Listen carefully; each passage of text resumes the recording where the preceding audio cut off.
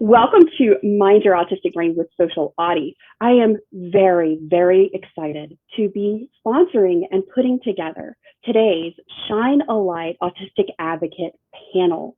We are coming together with some of the most incredible autistic advocates in the community, and they are here today with me to share their autistic advocate journey, some tips and insights that they wish they would have known when they first started.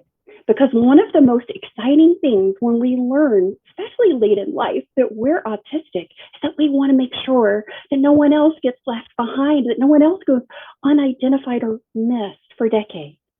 So we're so glad to be here with you, to be sharing, and we've got some amazing advocates that will be sharing today. And the first up is Lorren Melissa, and I'm so excited she's here. She has the fantastic account, Autie Now on Instagram. Welcome, welcome, welcome to each and every one of the advocates and our amazing Brian Bird, who is the very first award recipient for the Autistic Advocate Service to Others Award. Guys, he's amazing, and he has really set the stage and the groundwork for what being an autistic advocate should be. The kindness, the compassion, the inclusivity, the heart, and the healthy boundaries that he shares. So guys, welcome to the panel. So excited. First up, Miss Lorren Melissa. Hi, thank you so much for throwing this event and for bringing us together to talk about this really important topic. I think that, I've been doing a lot of self-advocacy work now for, 6 years now around autism. And I really appreciate this question because it kind of brings me back to what it was like when I first started Autie Now, the Instagram account, and just what I was doing and what I was getting myself into a little bit too. So I think that I would love to share some thoughts, some experiences that could support those who are leaning into this sort of self-advocacy. There's so many kinds of self-advocacy, right? So we can be advocating for ourselves in the classroom. We can be advocating for ourselves in the workplace, and with our families, with our friends. But I'm going to talk a little bit particularly about self-advocacy that takes place on social media and Instagram, Twitter, and those places. So one thing that I really want to bring to the surface about self-advocacy in these spots is that I think it was really essential for me to not only read the work of self-advocates on social media. I think that I got at one point like in this bubble where I thought everything that mattered on social media. And that's not really the truth. There are autistics all over the world doing different kinds of work through different forms of communication. And in fact, autism in general has such a spectrum of communication styles. It's really key to read books, watch talks, listen to podcasts, do a variety of, just participate in a variety of self-advocacy mediums in order to take care of oneself. And that might come as a surprise that would be self-care. And I sometimes think that when we are on social media and we get so involved in the conversations on social media, it can become this black and white existence of I'm either doing it right or I'm doing it wrong. I'm either getting enough likes or I'm not. I'm either getting enough DMs or I'm not. And it can become this numbers game that really doesn't exist in it exists, but it exists in this strange world of what really matters in terms of self-advocacy, what matters in terms of activism. So I would definitely highlight looking in other spaces for self-advocates and learning and continuously learning from them. And also learning not just from self-advocates, but I'll leave that for someone else to talk about.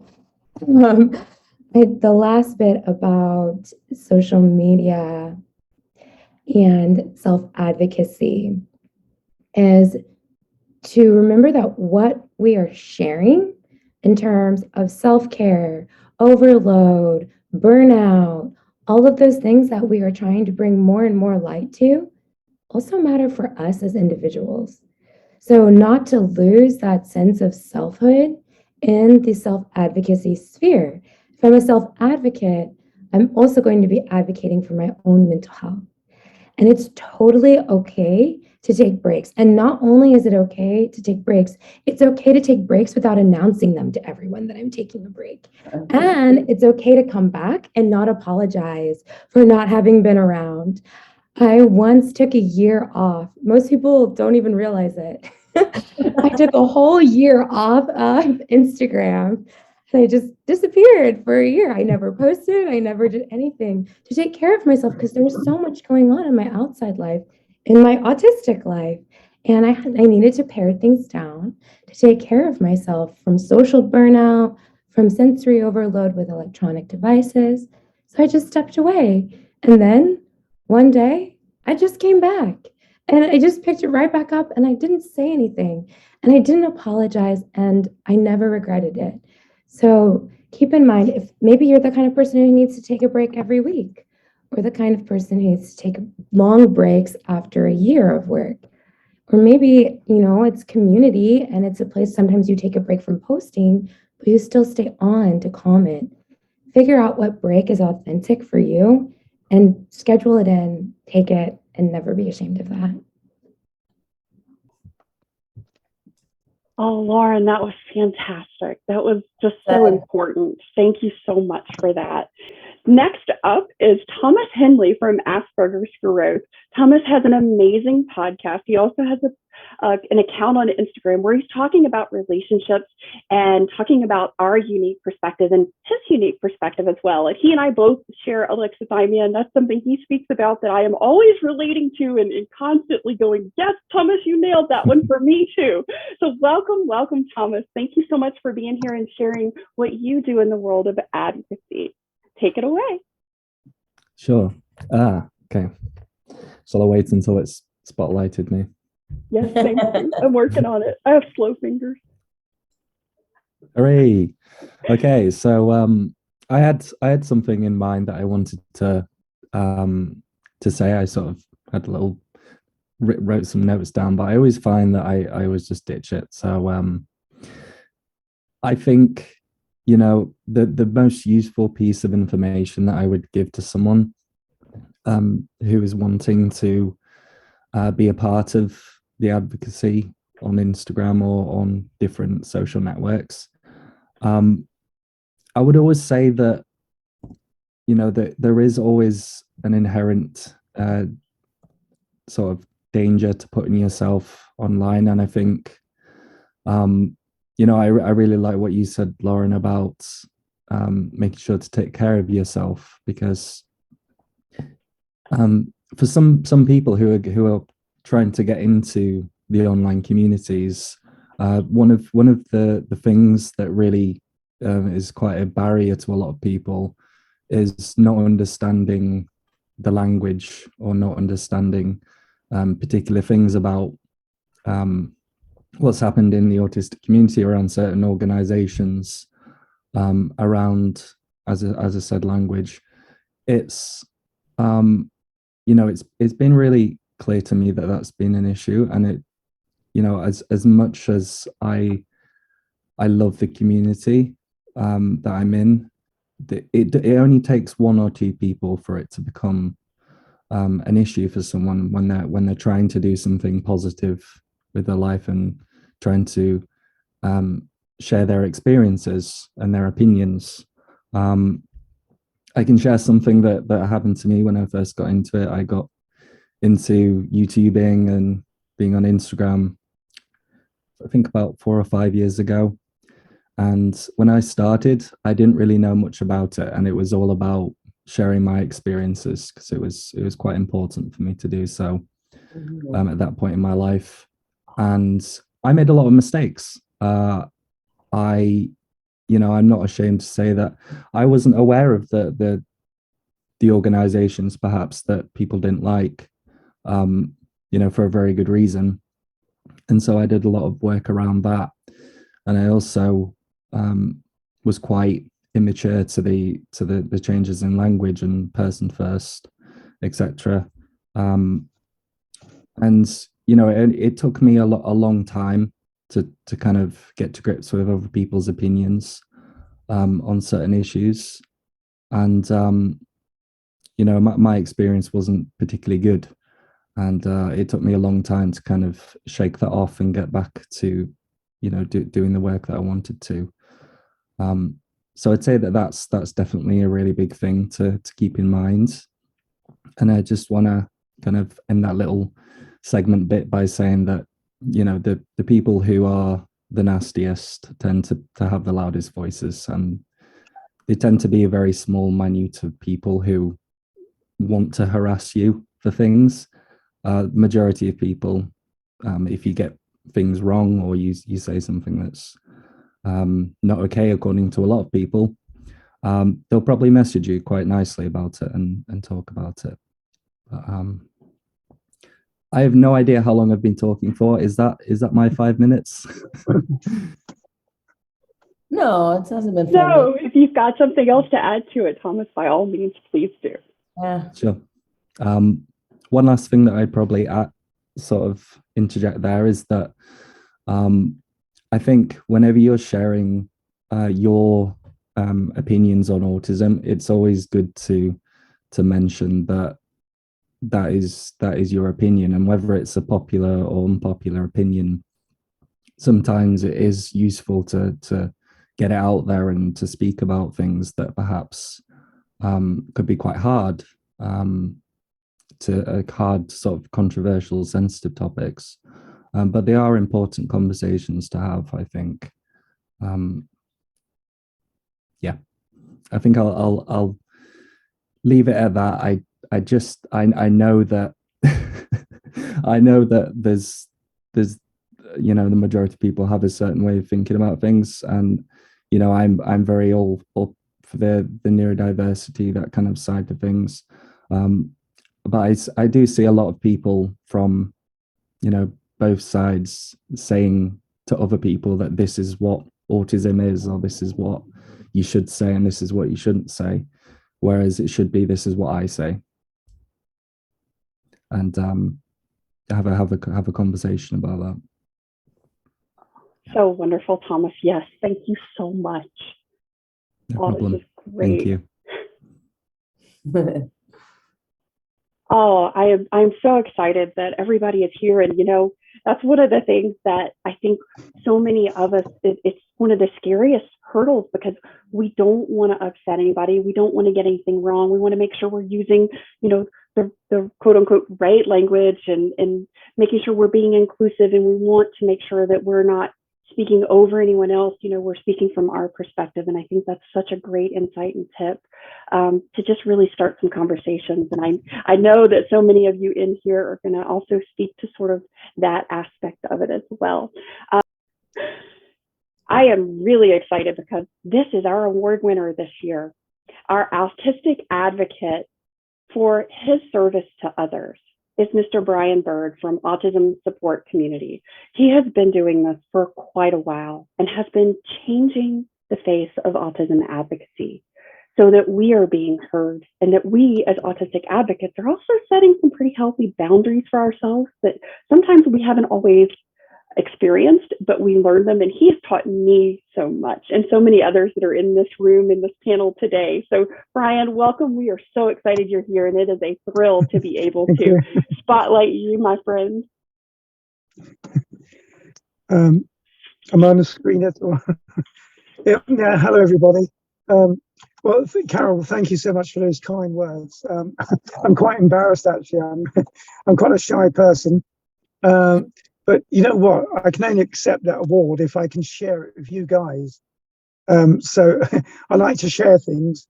And I really think I'm only here because of the people on this very Zoom chat, because I follow you. And there was a time when I wanted to give up. I didn't feel I had a good voice in the community. I didn't feel I was accepted. And, you know, through you guys, I finally found my safe space. I felt a lot better about myself. And I sort of carried on my work. I was really getting quite down about things. Now, the reason I mention that is because, you know, what would we say to a new advocate? Well, there's a few things I want to say, not one particular subject. I think the first thing is to find your platform, which platform works for you. And that can take time. I've been on Facebook 10 years. my page there. But to be honest, I found Instagram to be absolutely inspirational. And that's when I started meeting amazing people like Thomas, Lorren, yourself, Carol, so all of you here. And I started to meet these amazing advocates that inspired me and empowered me. And it also made me realize how much I have to improve and how much I have to learn as well. So for a new advocate, I would say it's a growing process. It's all about growth. And the only way we can grow sometimes is by listening. So we have to listen to the community and we have to listen to our inner voice as well. And then that kind of, for me, that kind of leads on to being your authentic self. And the thing I love about the autistic community is the diverse range of accounts. Every advocate is completely different. And I just think that's wonderful. And I know there's this conformity expectation sometimes. One language, one rule, one color, one whatever. It's all got to be uniform and as if that's being inclusive, which it's not really. If we really want to be inclusive, then we have to embrace difference ourselves within our very own community. Otherwise, become a micro community of, what was I going to say? I'm famous for losing my track of thought. We become a micro version of society. If we don't do that, if we don't embrace difference, then we will not grow as a community. So I think people need to be their authentic selves. They need to find their voice. And as Thomas so rightly said, it's not the ones who shout the loudest. It's not the ones who are most aggressive. It's not the ones who fight. I often feel like it's the distant voices, the small accounts, or even people who are not advocates. Because some of the people who comment on our pages are amazing, aren't they? They leave these most profound, wise comments. And there's so much to learn from these people, from these varying voices. So I'm hoping all that makes sense. Another thing is, as other people said before me, about taking time out, that is essential. And also finding support, because it can get really tough out there. There's times when I've been really down, and I think past 2 years has been atrocious in terms of the pandemic and the behavior sometimes. I've spent so much time helping other advocates, listening to them, people who've sometimes been suicidal, traumatized by bullying. And that really breaks my heart. I think that's so sad to see that. So we need to find spaces where we have support. We need to build up a network. And, that can be done behind the scenes even. I think that's very important because many of us autistics are quite vulnerable. When we get attacked, we take it very personally, and understandably so. The only other thing I've got to say really is so many things I want to say. I can't seem to get any of it out, as usual. It's about being kind, actually, about building bridges. I've always seen myself as a bridge builder. I'm not the most knowledgeable of people, of advocates, but I like to think I can build bridges between parents, autistic people, professionals. There's so much work to do. And I often feel, very sadly, that these bridges get burnt along the way. And it's not by you guys, but I sometimes feel like the bridges we're trying to build are burnt before we can even get there. And I feel a deep sense of sadness because our community won't grow while we do that. So there is a question of listening to each other, and we don't have to agree all the time. Unity is not agreeing all the time. Unity is being united by our differences, in my opinion. Okay, I think that's all I have to say on that. Thank you. Oh, Brian, yes. So much yes to what you just said, my friend. Being united in our differences and not being divisive and divided by those, but being able to appreciate and embrace the differences that we all have. Thank you for your wise words. Thank you for your insight. And thank you for being here. And thank you for setting such an exemplary guidance and a light for so many of us. You are greatly appreciated, my friend. Thank you. I am really excited. Our next advocate that is up on the panel today is Ms. Jessica Michaels from Neurodiverse Work Coach. She is incredible. Guys, she's a former comedian, stand-up comedy. I'm telling you, she always makes me laugh, but she always makes me think. Welcome, welcome. I'm so glad you're here, Jessica, and I'm going to click over and spotlight you. Thank Thank you so much for having me. This is such an important topic and something that I wish I had had when I started out, because, you know, I just blatantly jumped out there like I was the first autistic to ever have an opinion. And turns out not the case. And I think, you know, we get so excited about new knowledge and wanting to change the world, I think is a really common reaction, especially like for me being late diagnosed. That was, you know, what I wanted to do was just go out and fix everything. And looking back, you know, something that I wish I had learned early on was that though I am autistic and ADHD and have alexithymia and whatever issues I have, I also have a vast amount of privilege by the fact that I am white. I'm in the United States. I had access to a psychologist to diagnose me.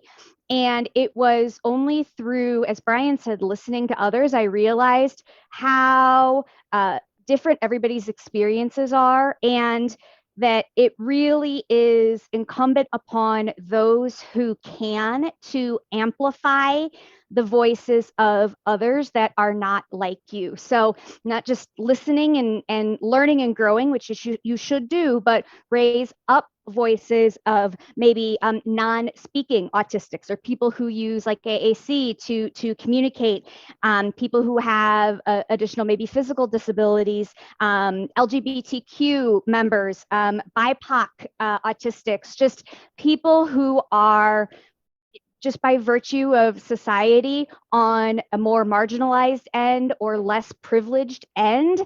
And that is really very important. We don't want this to be another space where, you know, white straight individuals run roughshod and take things over, because we're better than that, frankly. I also think it's important to have confidence in your skills, even if they're new. I'm writing a book.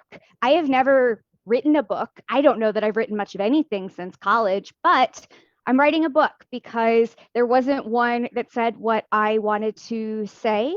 And just because you haven't done something before doesn't mean you can't, you know, so don't be afraid to try things, because your point of view is important, and you never know what you might end up loving or being really great at.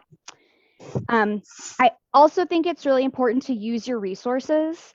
When Carol Jean and I first met, my feeling was just of immense relief, because I really had felt like this was all on me. If the world was going to change, it needed to be because I was having conversations, I was doing things, and that was so stressful, because it was like, so if I don't go to this meeting, if I don't take that appointment, if I don't have this conversation, then nothing is getting done. And that isn't true. We have a good community. We have to use each other, leverage each other, utilize our strengths. And it's not all on you. You're a huge part of it, but you need to be, you can't take care of anybody if you don't take care of yourself. And so you need to make sure you're okay. And it's not all on you. There's a lot of great people who can help. So don't be afraid to use those people. If somebody offers you help, you can take it. Not only that, you can ask for it. You don't need to be the martyr. You don't need to be the one who takes everything on your shoulders, because you're going to burn out and you're not going to be any use to anybody around you or the community if you don't take care of yourself in that way. So definitely use your resources, use your community. And one last thing is, I found that the more people I meet, even autistics, I mask. I get into customer service friendly Jessica voice, like I'm in the checkout line at the grocery store, you know, working with customers all the time. And you know what? That's exhausting. And so I started to get more headaches. I really started to decline physically. And I realized it's because I was this all the time. And that's not me. That's not natural. If there's not, if this group of people doesn't understand, who's gonna? So don't fall into that. Don't fall into that trap. We love you however you come to us, whoever you are, regardless of the expression on your face, because most of us can't read it anyway, frankly. Like your friendly voice is wasted on all of us. We don't know. Oh my goodness, thank you so much for being here and for sharing your heart, your experience.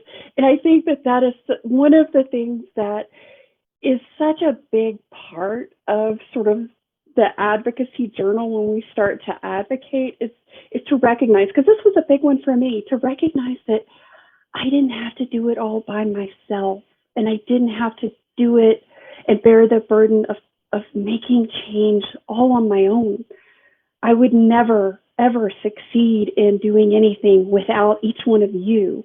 And I have learned to shoulder the burden with each one of my advocate friends, with all of the wonderful collaborations. I mean, I think I had 42 collaborations last year with all of the amazing people in this room at one point or another. And I think that is something that is such a wonderful insight to share. So thank you so much. So the next advocate that is up is my friend, Dr. Scott Cesar from LinkedIn. He is incredible. Guys, he is flipping the autistic script over in a place where we really need it, and that's in the workforce. But he's looking for connection. He's looking for conversation, for dialogue. He and I have had this conversation. We're not having discussions, we're having dialogues. So welcome. All right, there we are, Scott. All right, take it away, my friend. It is all you. Awesome. Thank you very much. Really appreciate being a part of this, and just hearing everyone else so far has been wonderful, and I can see why Brian won the award. Congratulations. So I actually stumbled across advocacy in a tortured way, I guess you can say, probably something very familiar to most of you as well. I learned I was autistic 2 years ago at age 48, and for whatever reason, I just decided that I'm going to be very open, very transparent. I'm too old to deal with so much nonsense that we have to deal with. And since I've had a very successful career, I've got a level of comfort that many don't have. And so I'm just going to start sharing my experiences. And I came from the medical field, where the medical model of disability, of course, reigns supreme.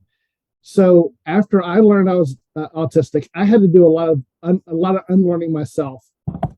And that first year, I actually spent reading as much as I can, listening to as much as I can. And it wasn't until towards the end of that year that I learned about this wonderful community that we're in, and advocacy part of it, the social model part of it, language, all that stuff that's important to us. And that's where I really listened to what we had to say. And I went from sharing my experiences of learning about my autism to advocating. And it started off being, here's what we believe, because I'm hearing everybody, and I've changed my mind about some things as a result. But then as we approached April, and I keep hearing people talk about this is a very difficult time for us, absolutely, and that we have all this infighting amongst our own community, it made me think, and I put on my change management, my org development hat on, and I was like, one thing that's missing is, and Brian brought this up, we are not listening. Specifically, we are not listening to those that we are trying to advocate ourselves to, meaning the people who support certain organizations or certain therapies, or you know who I'm talking about. And so, like Carol Jean said, I'm flipping the script. So instead of saying, here's what I believe, though I still do a little bit of that, I'm flipping the script to asking questions. Why do you believe person first language is appropriate? And really start digging down into the layers of assumptions that people have, and helping them critically think about these things that they say, do, or believe. And just recently, this came to light of how powerful this is. Somebody who is very dead set on X is true. I just started asking a couple questions, and before 3 or 4 exchanges through LinkedIn, the LinkedIn post, it went from this is what I believe, this is true, to I'm going to have to think about that. That dialogue changed the dynamic, and I think that is one of the missing pieces of much of the advocacy work that I've seen, and that's why I'm taking that approach.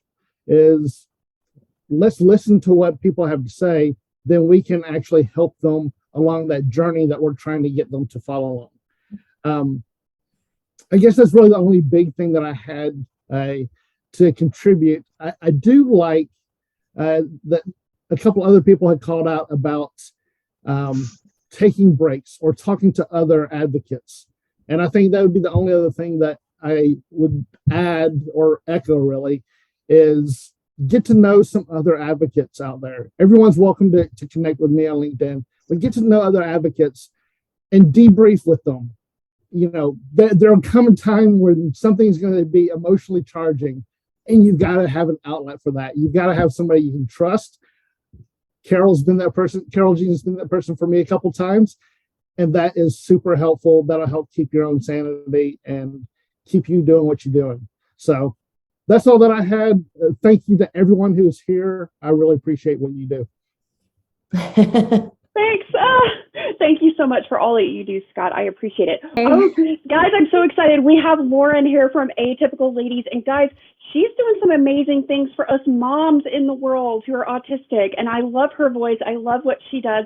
She does some fantastic things to really support and encourage from that place of, how do I do this as being an autistic mom? Because, you know, sometimes, guys, that is a totally different world. And I've got 2 ADHD and autistic kiddos, and they're teenagers now. So her stuff really helps my heart, because there's a lot of mom guilt in the world.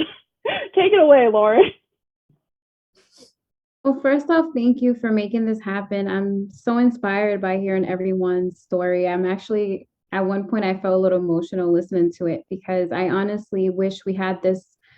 I wish I had this earlier on. You know, my son, he's 13 now. You know, he's diagnosed with autism. And it's been a journey. And a lot of the things that I dealt with was mom guilt. I thought there was something wrong, right? We're so conditioned to believe we have to be a certain way. We have to look a certain way, and things have to be normal. So for a while, I believed I was doing something wrong, you know, but now, no, we own it. This is him. That's his life. I am a mom. I work with children on the spectrum. I changed careers to help this community.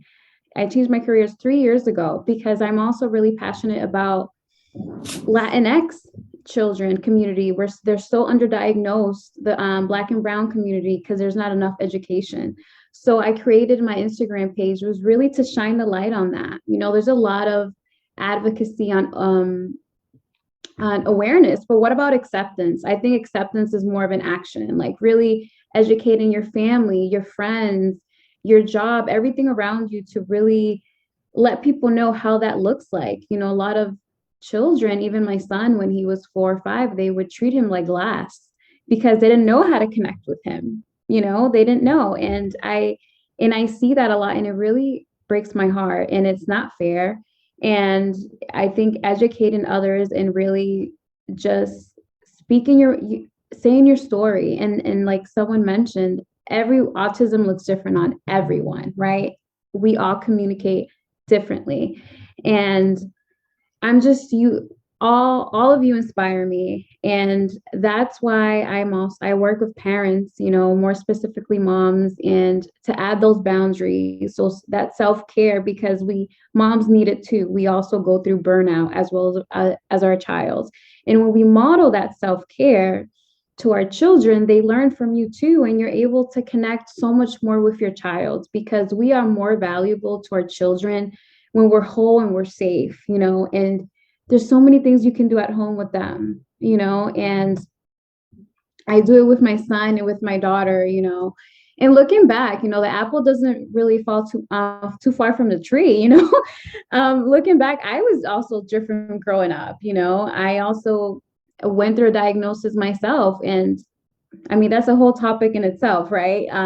They couldn't tell me if I have it or I don't have it, but I have markers that I can be it, So we're, my neurodiverse family, I love it. And I just love working with neurodiverse families as well. And again, thank you. And I really hope that what I spread really resonate with you and everyone and my story. So love and light to everyone. And thank you so much for having me and making this happen, Carol. Oh, absolutely, Lorren. And thank you so much for all that you do, because, that's a big part of our journey, because so many of us come to our own identification after our children so often. And, like for me, it was total surprise because I'm always late to the party and I don't always pick up on stuff. But, what you talk about and how you share is so impactful and really important. And I thank you for all that you do, Lorren. Thank you for being here today. Okay. I am really excited because Carrin Gilmore is from the account Let's Talk About Autism. She is a phenomenal individual. She is the woman who helps keep me organized, honestly. If we're going to be real honest here. I'm organized, but I'm not nearly as organized as I need to be, and Carrin helps me. Carrin helps me when I don't even know I need the help. So thank you always for being that friend for me, Carrin. Welcome, and I'm so glad that you're here. I'm going to let you take it away and share what you do in the world. My name is Carrin Gilmore. I'm an autistic educator. My whole life is about organizing autistics and neurodiverse people. So I guess it's just part of who I am. I write and create accommodations and modifications, run IEPs, been an advocate in IEPs. So yeah, my whole life is basically how to accommodate people like us. And I think something that my own advocacy actually started, my Instagram was a college assignment when I was like, all right, well, I had to write this stupid blog. Okay, I'll do an Instagram. Let's go. So I literally became an advocate when I used to hide it. So I was diagnosed young, and so I was the hider. How can I hide I'm autistic? How can I mask it? I never wanted anyone to know I was autistic. And then, bam, this stupid assignment came. I had an amazing professor who was like, Carrin, like, you are the golden child of diagnosis for autism in the medical community, because 18 months is the goal, and here I am. 18 months, and I appear very typical. So it was a lot of fun to be able to be like, whoa, like here I am, loud, proud, the whole shebang. And really just started sharing my story because I had students who had the problem. So my advocacy kind of went reversed. It was in real life first. I'd be at a meeting as an English teacher, and they're like, we don't like autistics. And I was like, what? You're friends with one. And the teachers would be like, you're autistic, Carrin? Boom. So I realized my own power thanks to these IEP meetings. So thanks to college, long story short, I began doing it. So I guess something I would say is not every advocate has the same journey, right? Mine, I never thought I'd be an advocate. I never thought I'd be here with all these amazing people who are like rock stars in the field. And definitely I have to say, I agree with everything that was said, but particularly the idea of being kind.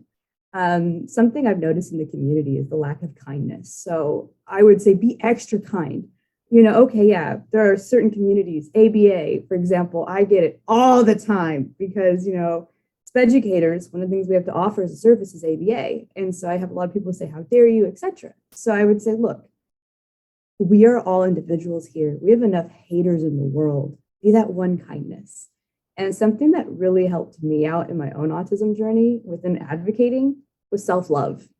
I'm centered, right? I don't need anyone's approval. I don't need the people to say, isn't that great? And I'm really selfless simultaneously because all I do is focus on how it helps other people. I'm like, oh, my student did great. Oh, my student did the assignment. Oh, my friend did great. Oh, look, I helped Carol Jean. She's perfectly organized now. Like, the problem is, and I will say this, the idea of self-care is something I'm still working on.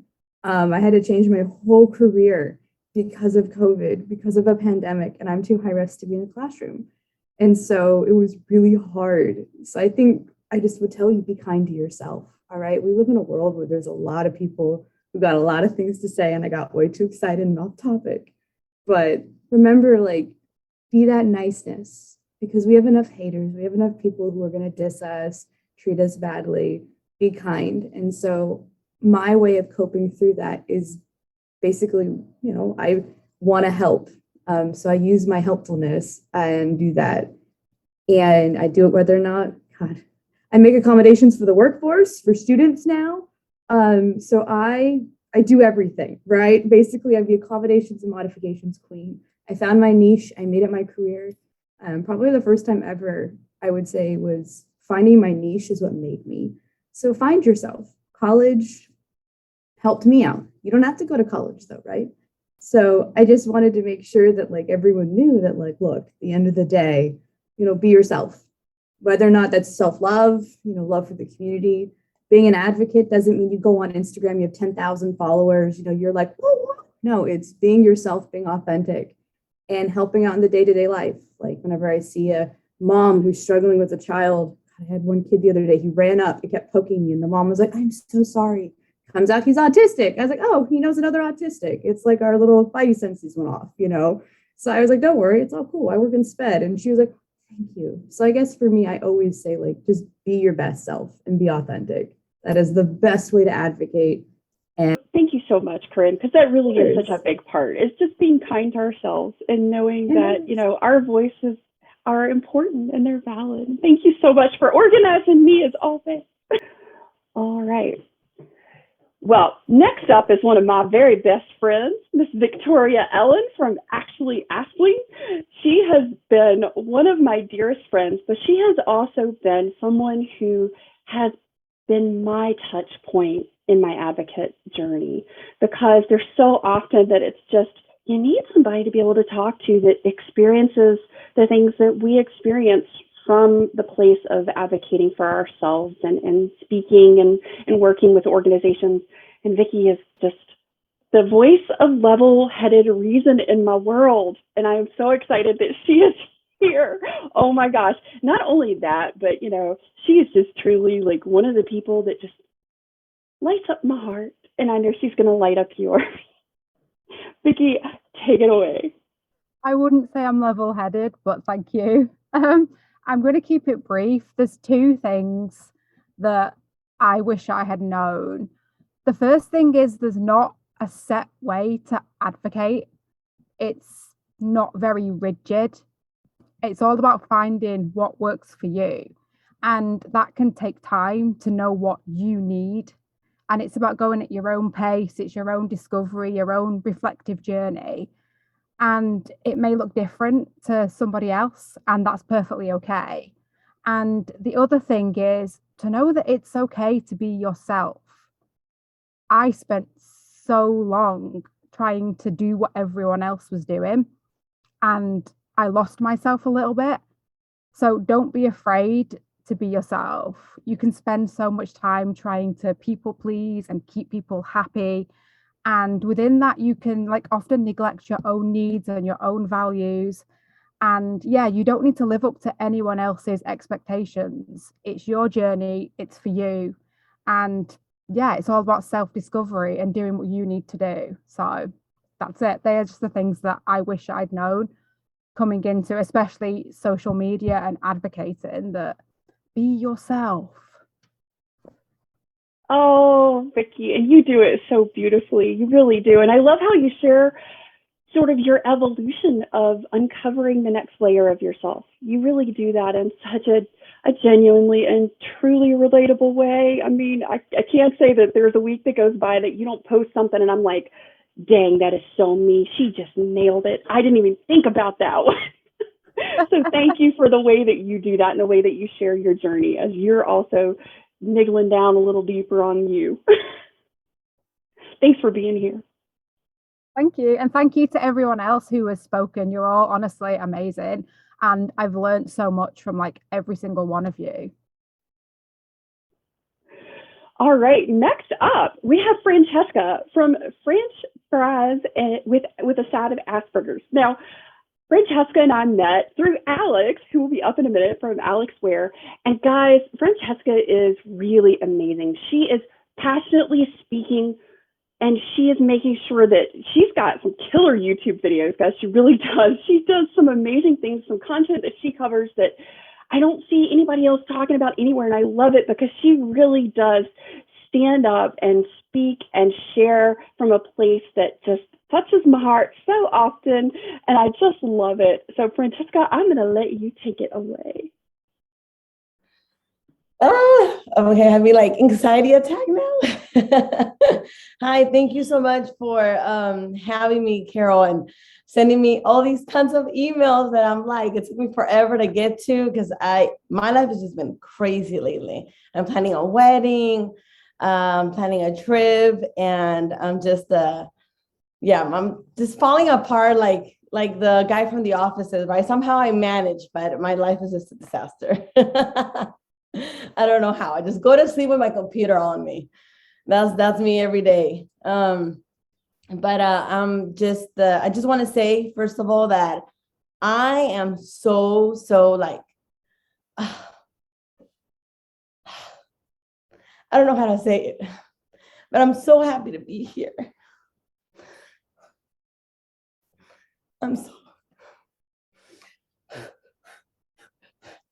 I am so glad to be here. I'm so honored to finally I feel like this that I'm doing it's this work that I'm doing, it just gives it gives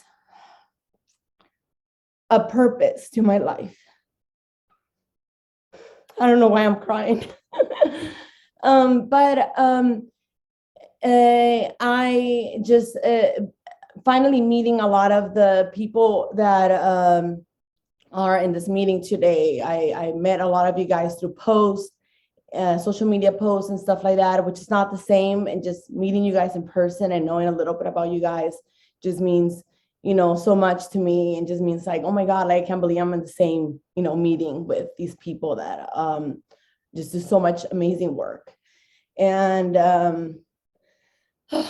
yeah, I don't know why I'm so nervous. I don't know what the hell. I just got an anxiety attack out of nowhere. But I wrote down a little bit what I wanted to say, because then I go on a tangent. What I wanted to say to people that is joining, someone that is joining the community that is new, what I learned about being autistic was that when I first initially learned, right, to me, it was like a realization. There was a reason to my weirdness, pretty much, which, or what it seemed weird to other people, which it wasn't, weird at all once I learned of the reasons and the root of it.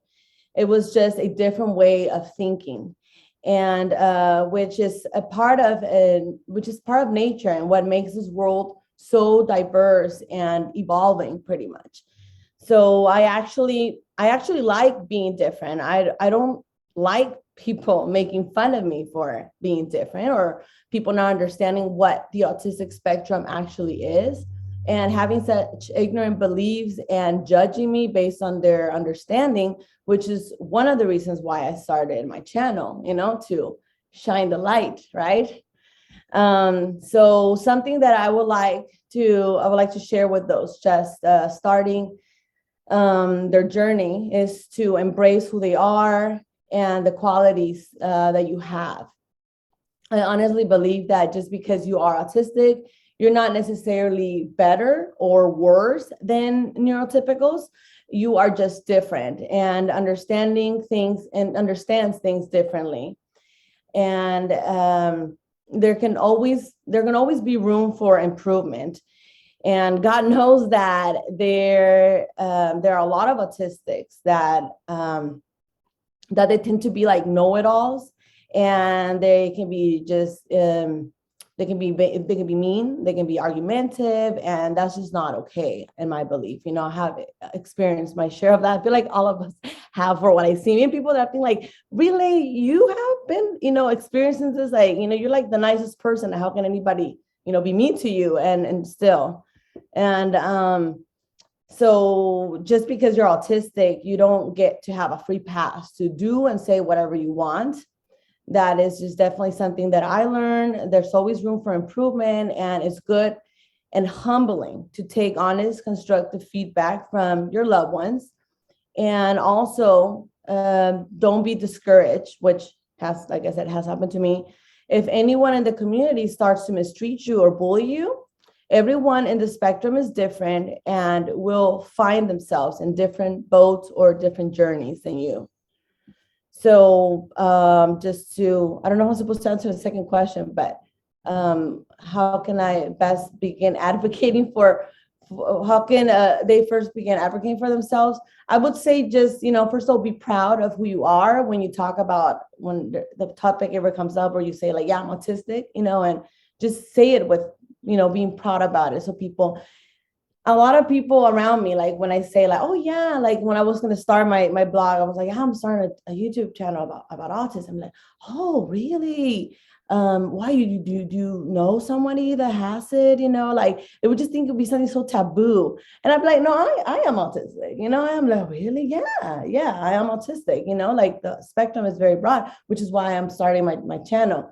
So you can always just share a little bit of information that to people just, on a regular basis. But also I think social media is a great way to repost other people's posts, things that you learn, is you can always share it. I have a few social media, so I always share it in my personal social media, also things that, I see from other social medias too. Also people in my personal social media that obviously are not that I don't like to overwhelm them with, be lecturing them, but I do here and there throw some knowledge about, like, hey, did you know that, autism, blah, blah, blah, this and that. So that really helps to just kind of like be, show a little bit of exposure to people. It really helps, and then like finally just like, self-improvement.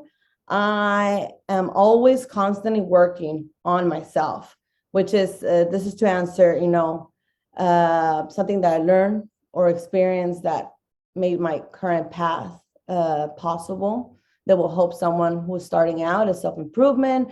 I'm constantly working on myself, because even though many of the things that have gotten me in trouble in the past were never meant to be said or done with bad intentions, they were still perceived that way. So I worked on making sure that I did not make the same mistakes that I made in the past, so that I could better myself. And I always like to reflect on my actions and on the things that I do and say, and have slowly developed my own, theory of mind, and understand how other people think and perceive things, and how my words and actions are perceived by others. And that's it. Oh, Francesca, thank you so much. And that's one of the things that I really noted when we first met a while back, was that you are always working on yourself. You're always looking for new things, and you have such an amazing growth mindset, and it really always inspires me when I see you talking about something new you're doing, and you are always so open to seeing other things that maybe you didn't see before, and I just love that. Thank you so much for being here, Francesca. I appreciate it, and best wishes, my friend, because I know that the nuptial date is coming up. Yeah. Thank you so much, Carol. I appreciate so much, and I admire all of your work. And I'm like, how did she do it? Like, I need to know, what is it? You got to get a Carrin in your life. I'm just saying. Thank you so much. All right. So next up is Lewis Roberts. And oh my gosh, guys, Lewis isn't a drummer. He's a drummer. He's got a TikTok. He was in the video last year for what autism looks like, and I just love it. He has just the most amazing account to follow, because there's nothing in there that just doesn't always like tick a box somewhere in my joy factor, be it music, be it just a reflection. He shares music and song suggestions, which I love. So we're always kind of going back and forth on that one. But I love it because Lewis is always, he was part of a quattro of autistics that ran an account for a while, and I'm going to let him share a little bit about that. But I love it because Lewis is always just being Lewis, and he does it in such a beautiful way. And I'm telling you guys, if you're not following, if you haven't met him, if you haven't followed his account, you need a little bit of that Lewis joy in your life. Honestly, welcome, Lewis. I'm so glad you're here. Hi. Yeah, thanks for having me. Yeah, so when I started in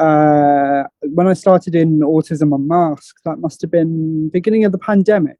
I just stumbled across like an application form from Cassidy.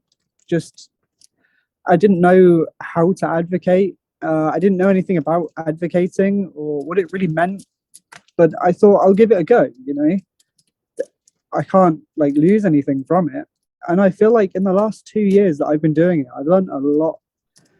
I've learned a lot about myself and about the community and how I like to advocate.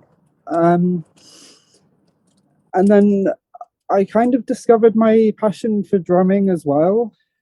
And that's a lot of fun because that's kind of like my own special interest that I can share with people, and lots of people seem to enjoy it, and it's nice.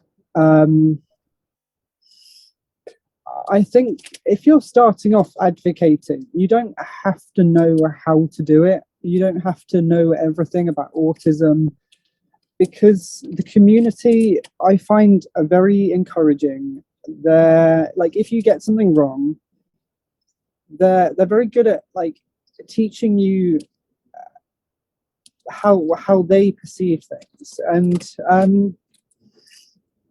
I find it's quite a comfortable place because I'm not afraid to make mistakes, because I know that people can be very encouraging and supportive to each other, which is lovely to see. I've made a lot of friends through the community. Yeah, and I just love doing what I'm doing. And the other advocates I've seen, they are completely different. Everyone has their own way of doing things and their own style, and the things that they like to share. And I think within advocating, you can find your own passions and topics that come up. You don't have to sorry, I'm just thinking what I'm going to say. You don't have to be an expert on every subject within being autistic to talk about it and discuss it, because that's how we help each other. It's great to be able to actually learn and kind of say, okay, this is what these people believe, this is what those people believe, and you can kind of decide for yourself what you believe is good, and what you want to stand up for.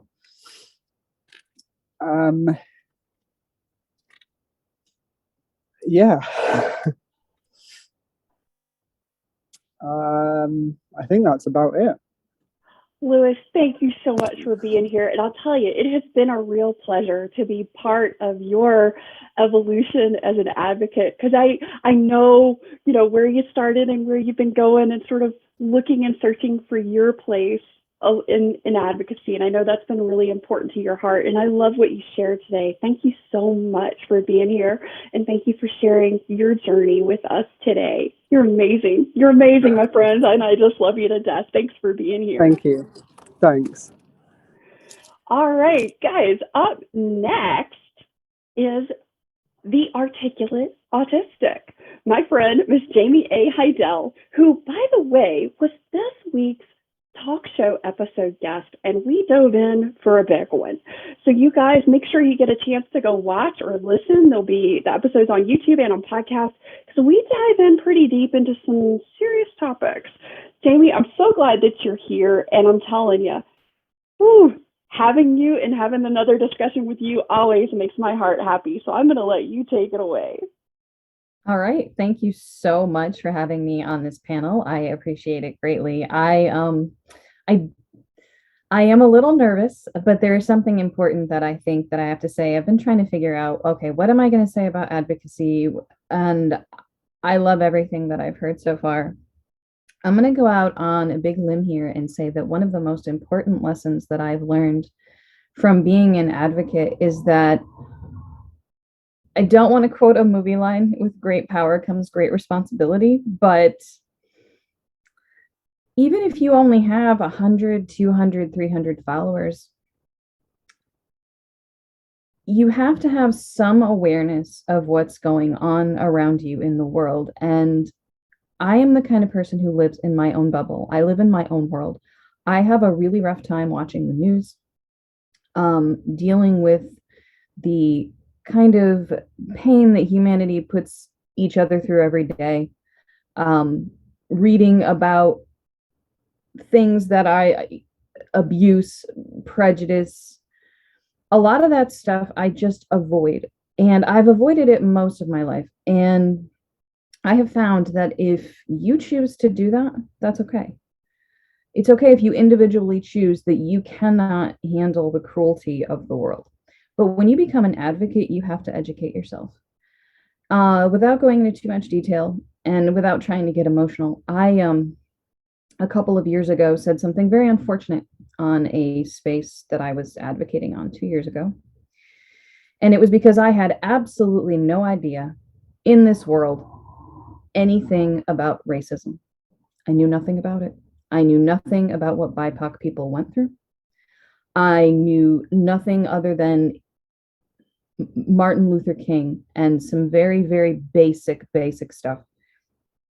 And what I ended up writing was devastating to that community. And I've never formally apologized because I don't know how. So what I want to tell autistic people and anyone who's neurodivergent who's getting into advocacy is please be aware of people who are not you. It is so easy to get blinders on and think, as a white cis female, I'm queer, but other than that, I do have privileges that I wasn't aware of. And I think it's incredibly important for autistic people who are going to advocate in a public space. You cannot keep the blinders on. If you're going to put yourself out there, you have to be aware of the struggles of BIPOC people, of transgender people, of people who aren't from your country, whether it's the United States or the UK or wherever. You have to be more well-rounded. If you're not more well-rounded and you're not well-read and you don't listen to other people in different advocacy spaces, different races, different creeds, even different religions, you're gonna offend somebody. And I don't mean just offend, you're gonna devastate people. So don't make the same mistake I did. You are a voice for people now. You are in the public eye now, and you have to pay attention to what's going on in the world and the language that's changing and the things that people are learning in order to not offend an entire population of people. And not only harm them, but harm yourself as an advocate and harm your credibility as an autistic person. So if there's any piece of advice I can give is that I know it's comfortable for autistic people to live in their bubble, but you cannot do that and be an effective and inclusive advocate at the same time. So that's my advice. Oh, yeah. Thank you, Jamie. And I know that honestly, I mean, everybody in this room is cheering. I see them. That's a big one. It really is. And it's one that so many of us face all the time, you know. And I thank you for speaking about that, because I know that's not an easy or comfortable thing to share when we make mistakes, you know, where we've hurt somebody unintentionally. And that's some good advice. That's some good insight. And I thank you for sharing that. And I know we've got some amazing advocate panelists that are coming up that are going to really be speaking to some pretty important things as well that sort of align with this. So thank you for being brave. All right, up next is my friends and the blog that was featured today. So if you guys haven't had a chance to check it out, my friend Cullum Howes, who was originally part of, and his account was Adulting with Autism. He's done this fantastic rebrand, and he is now Autistic Cullum. Cullum, welcome to the panel. I am so excited that you are here today.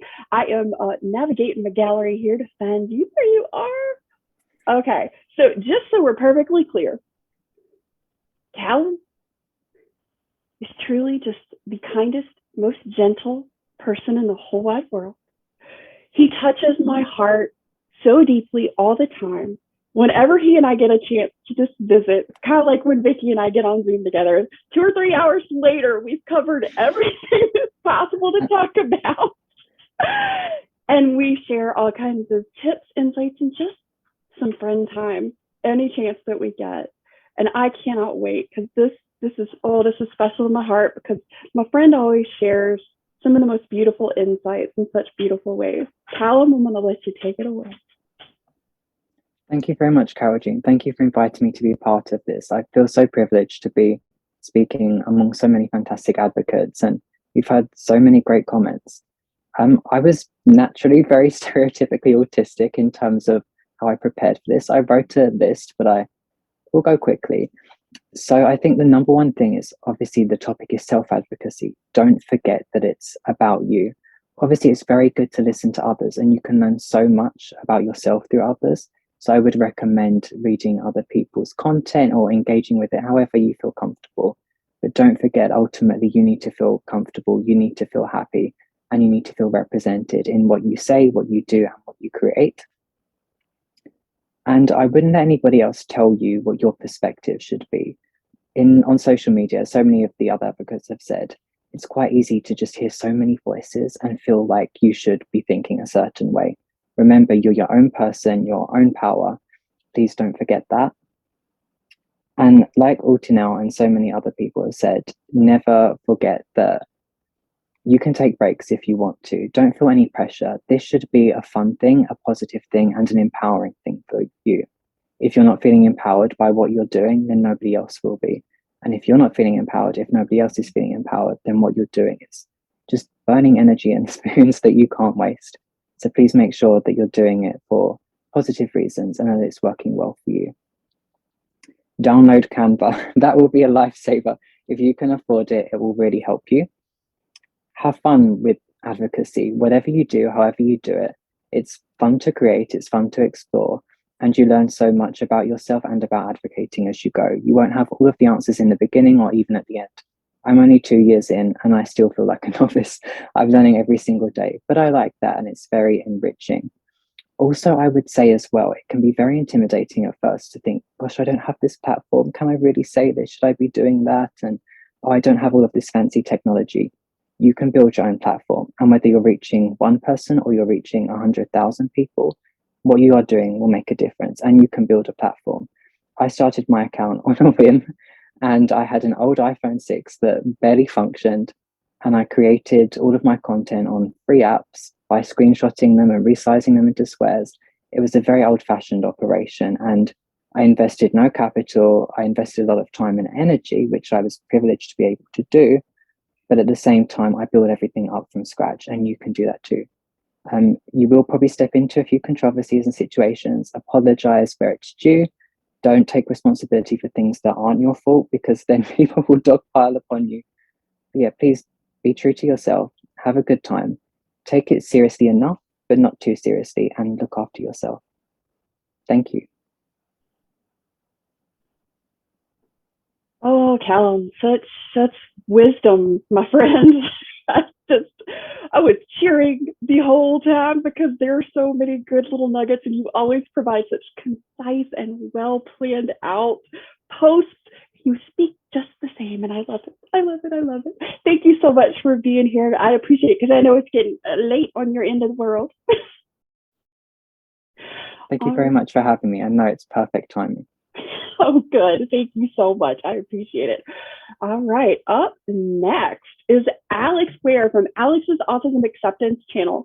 I have been a guest on his show. We've had wonderful conversations.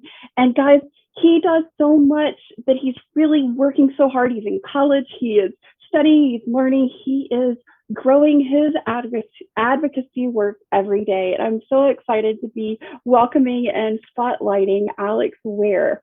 All right, here I'm going to click over really quick and add spotlight. All right, Alex, I'm going to let you take it away. Hello, everyone. Carol, thank you so much for having me on. And it's so great to be part of like such an amazing community where like people take very seriously what I care about the most. You know, like if there was a career where I could solely focus on autism advocacy, like if I could get paid to do that, I definitely would, because it's just something that like I want to spend my whole life doing, and as much of it as possible. Right now, I'm going to be a teacher, an elementary school teacher. Part of the reason for that is because I had a pretty bad experience, especially in my elementary school days. and my teachers really didn't do a whole lot about that. So what I'm looking to do is change that and make sure that if children are having a bad time, that I stop that, and I just shut down any bullies, because what I'm still experiencing to this day is the effect of those bullies. And even though like I've moved past that when it comes to self-image, there's still that like mentality that they just like drained into me. So I definitely understand how serious that is and like how desperately that needs to be fixed. So what I would say, one of the biggest tips I've learned in this advocacy journey is that it's important to be like as real as possible. And what that means is talking about the hard times. Because, you know, there's so many YouTubers out there, and I haven't seen many autistic advocates do this. Most of them are very open with us, but what happens is they put on this like fake YouTube energy, where people basically think like their whole life is sunshine and rainbows, you know, and that like nothing tough is going on, and that's obviously not the case. So if I did that, I wouldn't be talking about the struggles I'm going through. Like I'd be sugarcoating it, and I wouldn't be talking about everything that this condition has to offer, because the main thing about acceptance is you have to talk about everything in order to fully appreciate it. And you know, if I did that, what would be the point of an autism acceptance channel if I didn't cover everything about it? And then the other thing to keep in mind is like to avoid generalizations as much as possible. And trust me, I'm talking to myself when I say that, because you know it's very easy when you are in your own world, because that's what the original definition of autism came from. It's you being in your own world. But the reality is, just because you've experienced something, the person right next to you probably experienced something completely different. And that's really important when you're talking about like advice, advice on how to handle certain situations.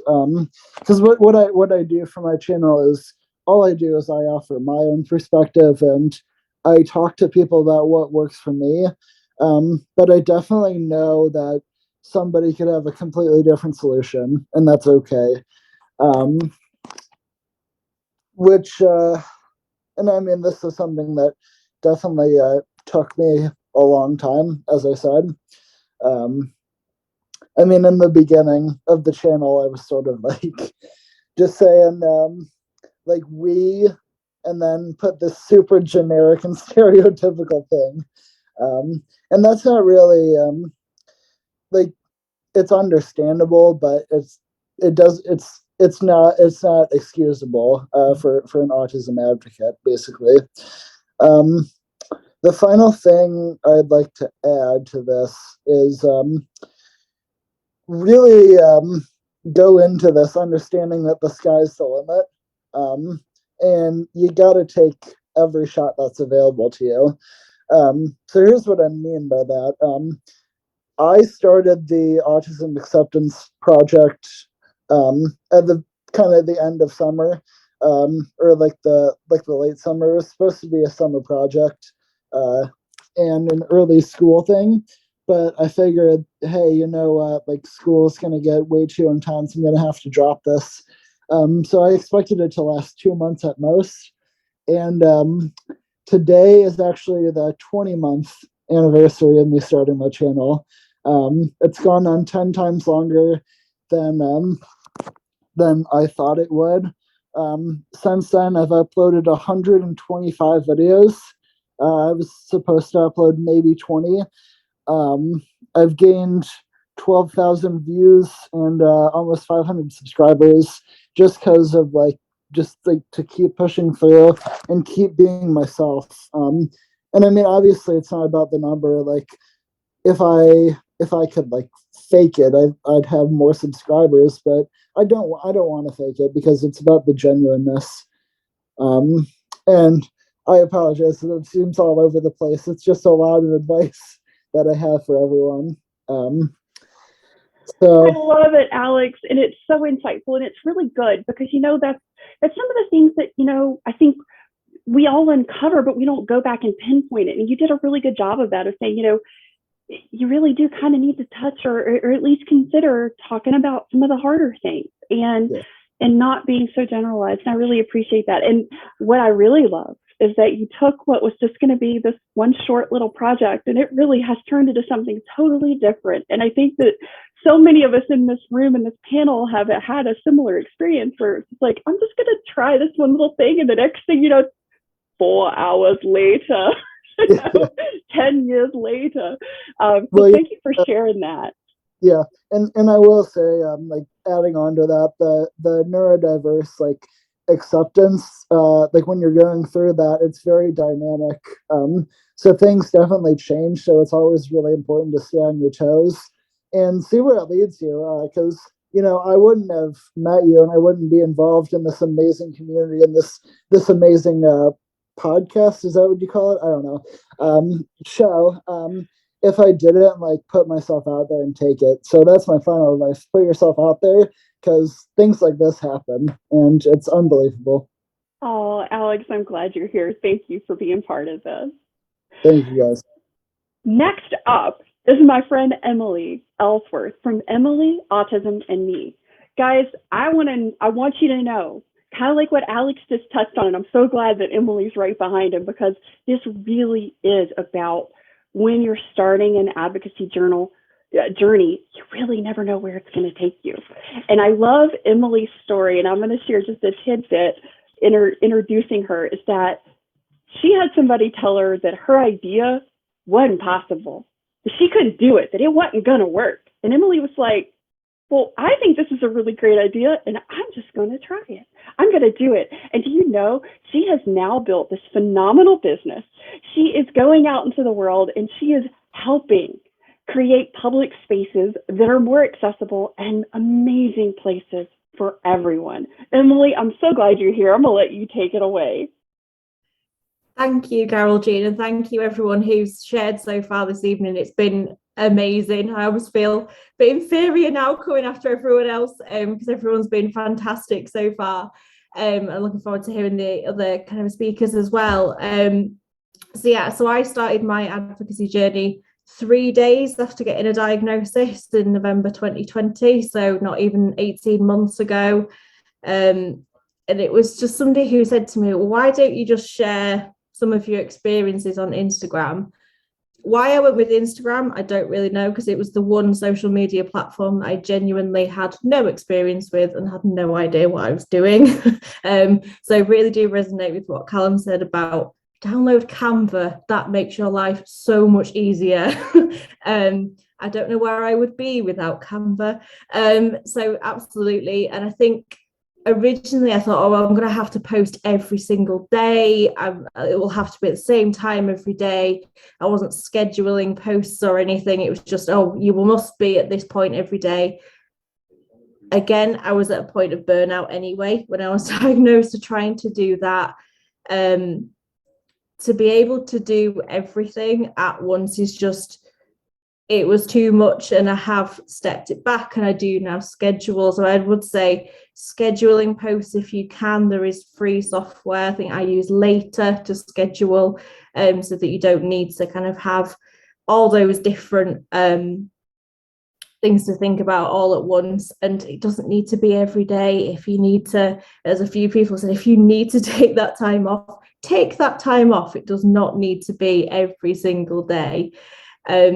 And yeah, as Carol Jean said, I decided that this small idea was going to grow into something else. I was like, you know, I'm going to change the narrative. I'd done training on autism so many times, and I just thought, no, that's not me. That's never going to be me, because, you know, I'm not into trains, I'm not into computers, I'm not kind of fitting this stereotype. So I wanted to say, look, everyone is different. And so that's why I set up Emily Autism and Me from that Instagram page, where I was very rightly told, well, not rightly told, I was told, oh, it's just you're just another person with a big idea that won't go anywhere. And it's been over a year now since I started that business, since I did a few little trial sessions just to see if people are interested. And yeah, it's grown. So don't be like afraid of thinking big as well, but doing it at your own pace. I think now that I am self-employed with it, it has made such a difference to how I am as in myself. Like, I feel more comfortable being able to do this public speaking and to do these training and consultancy sessions, just to make things a little bit more accessible, and always making sure that people know you'll never be fully accessible. There's no such thing as fully accessible. But yeah, it's a strange mix of saying you don't need to do everything at once, but also think big. But yeah, I am slowly finding that balance. But yeah, I think try it. Like, I would never have thought 18 months ago I'd be sat here on a panel with everyone here today. And yeah, if you make a few mistakes, it's okay to make a few mistakes. We're human.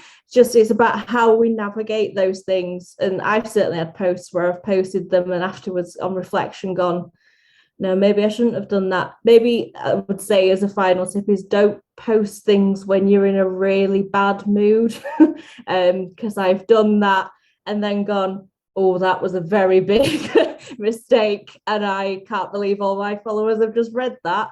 So yeah, there's been a few posts that in hindsight shouldn't have been on there. But yeah, that's absolutely, yeah, just try it and see kind of how you go. But that kindness, and yeah, and I really liked what was said by Lorren right at the start.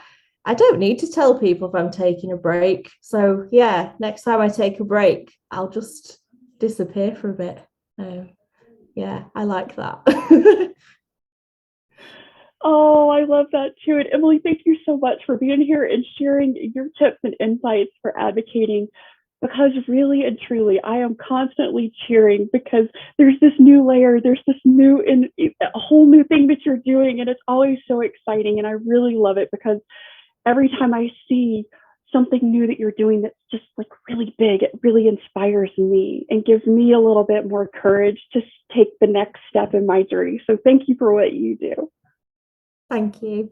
This is weird how we're moving and grooving here.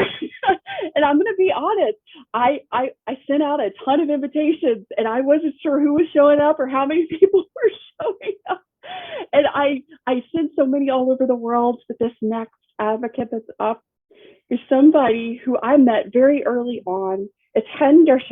He is in Israel.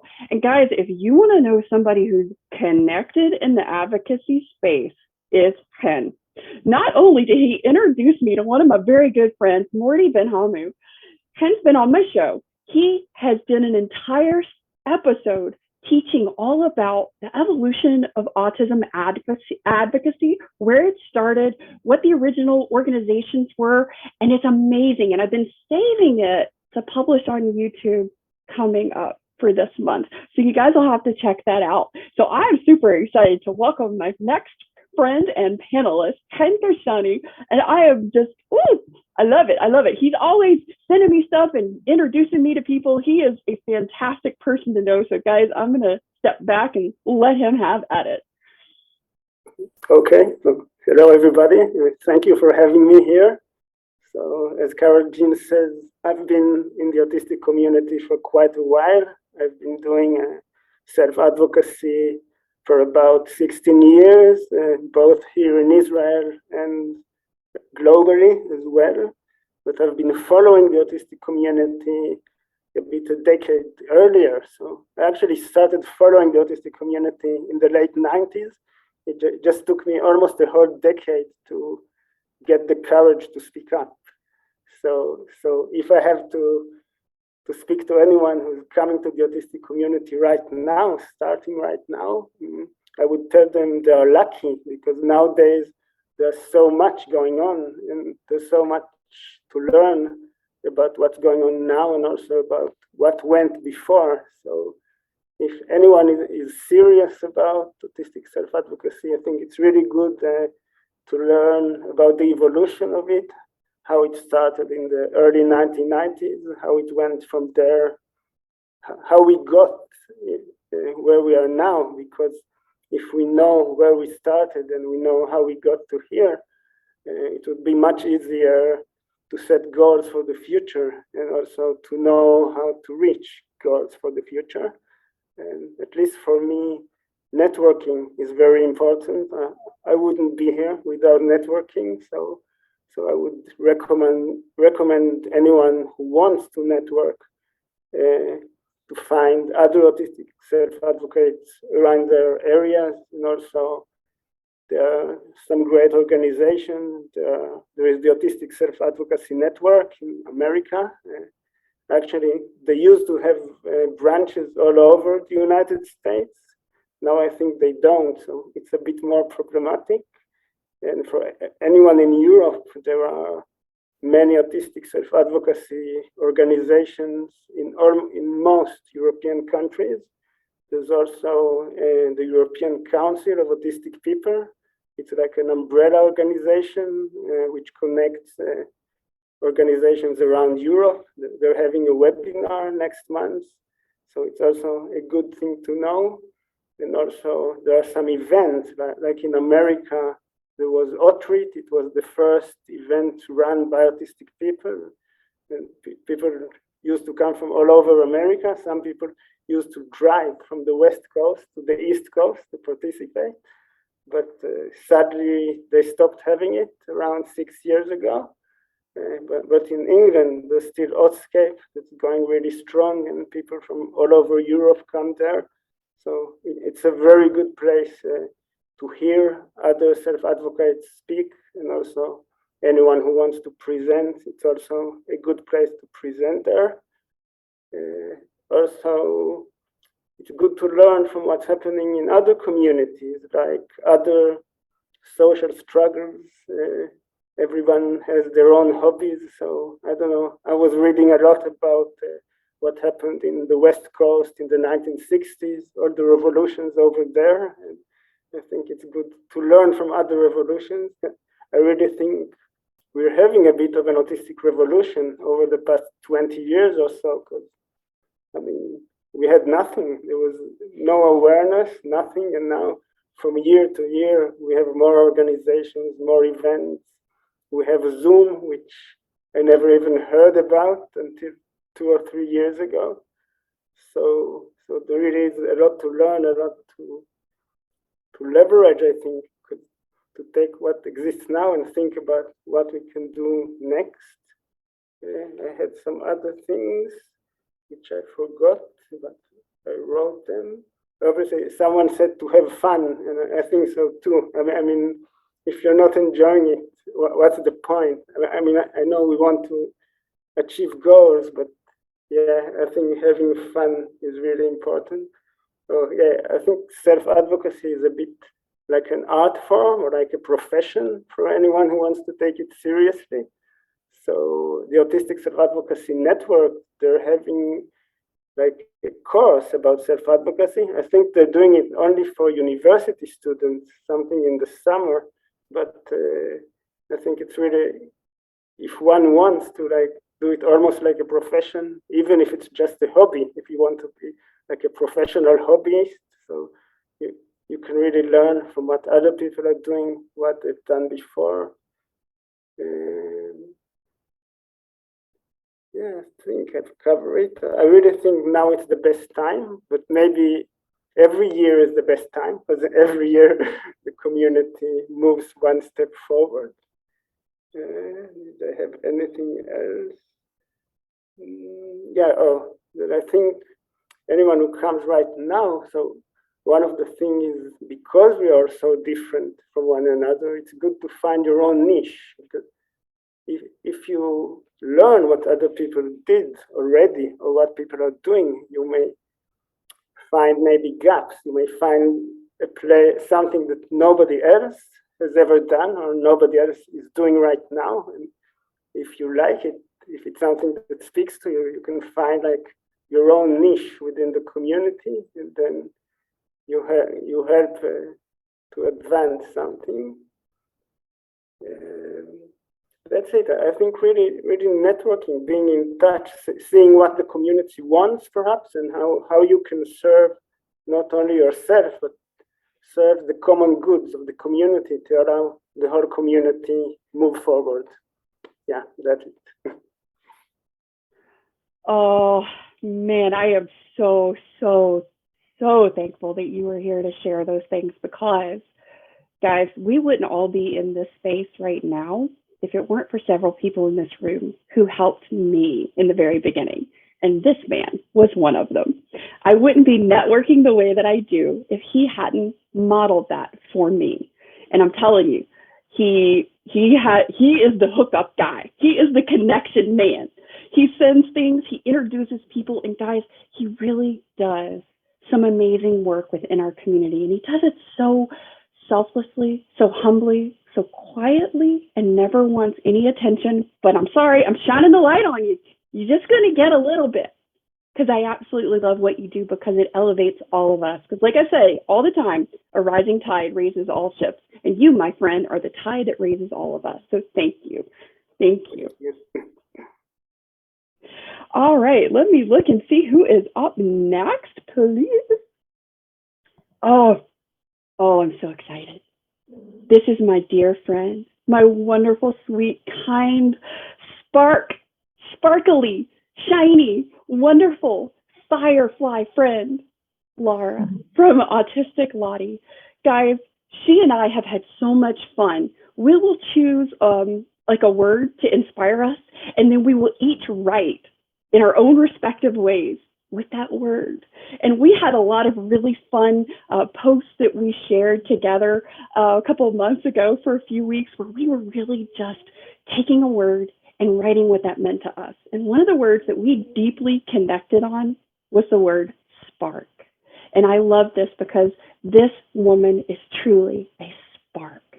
She does exactly what Alex was talking about. She shares the hard stuff. She doesn't generalize. She does some of the most beautiful things to just connect to your heart. Guys, welcome my friend Laura from the Netherlands. Hi, Geraldine. You almost made me cry with your words. Hi all, thank you so much for letting me there. I'm Dutch, so I was really nervous because, well, I'm not a native English speaker, so I was kind of nervous, but I'm here, way out of my comfort zone, but I'm gonna do it anyway. I always script. I always write things down and make lists because I always tend to forget things. I'm autistic, but also ADHD. And the later it gets, the more I forget. So 9 years back, I got my diagnosis and I wanted to scream it from the rooftops, but there was nobody there screaming back, yeah, I'm autistic too. So I was like feeling alone. And well, you got your diagnosis. Then you get your books, but your books are written by a psychologist or, well, therapists, and they were not autistic. So I was like, well, okay, here's your diagnosis, hi and bye. And I couldn't find my peers. I was left alone. And here in Holland, there was like no support groups. There was actually nothing. So for a while, I struggled and struggled and struggled. I ended up in a very big burnout, an autistic burnout from 5.5 years. And last year, I just had it with it. And I also had a normal Instagram account, which is private. And I start following Carol Jean, and I start following Brian. And yeah, they really opened my eyes that there was so much more in common than that I could find here in a book. I found my peers by them. So, well, Carol Jean, you're just my spark here to just brighten my day, because when days are dark, the little lights are noticeable, you know? So then I made a move and thought, well, I don't want others to stand where I stand, because I want to help others who are alone and who feel left alone and are not seen and feel lonely, because you have the stages of grief, of acceptance, of all the stages you are going through, and there's nobody you can spar about it, and there's nobody like a neurotypical that will understand your struggles you have in life, because they say, we all have the trouble. No, you have it sometimes, I have it all the time, every day. And they compare, but they don't understand. And I was looking for pairs, and the moment I started my account, I was very nervous because, here I am. What am I gonna tell? What am I gonna add? What others don't. So I thought, well, let's try and start to be me, because I've masked my way through life. I'm 43 years old now. It's like time to quit that. I think by starting my own page, I found myself back and I got out of my burnout, because I finally found my authentic self. And I get a little emotional by this because, Carol Jean, you meant so much for me. I'm sorry. I'm so sorry.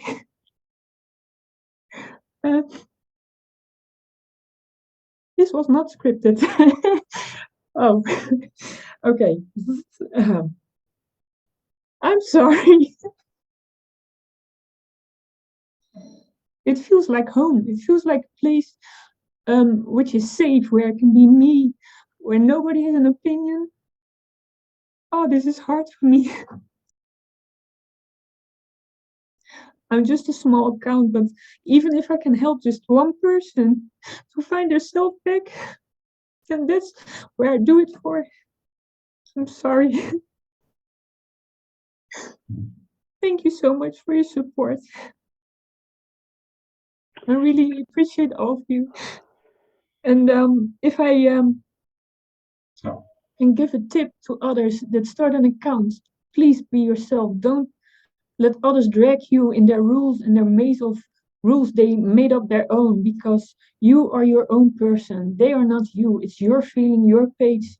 Just say what you want to say, but keep in mind that everybody can hear you. So be very careful with the words you choose, so you don't hurt anyone.